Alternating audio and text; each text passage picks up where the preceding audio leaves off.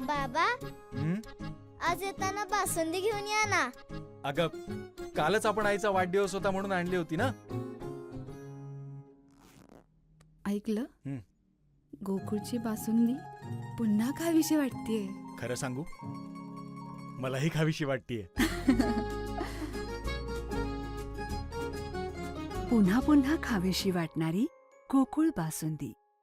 कोकण 7 लाईव्हच्या 12व्या वर्धापन दिनी वेंगुर्ले पंचायत समितीचे नवनिर्वाचित सदस्य सचिन देसाई यांना स्मार्ट लीडर पुरस्कार देऊन आमदार दीपक केसरकर यांच्या हस्ते सन्मानित करण्यात आलं.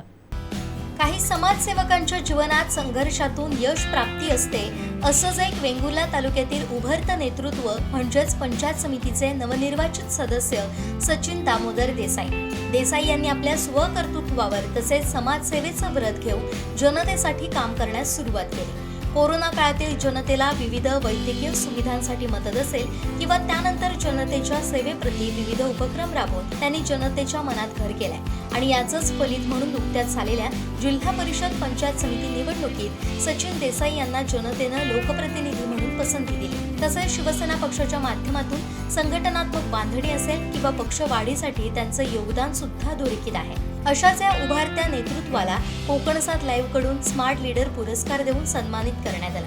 यावेळी कोकण 7 लाईव्हचे संपादक संचालक संजय ढवळीकर, मुख्यमंत्र्यांचे माजी माहिती अधिकारी सतीश पाटणकर, हरिभवानी प्रतिष्ठानचे अध्यक्ष अतुल रावराणे, उद्योजक मोहन होडावडेकर, सामाजिक कार्यकर्ते ॲडव्होकेट नकुल पारसेकर आदी उपस्थित होते.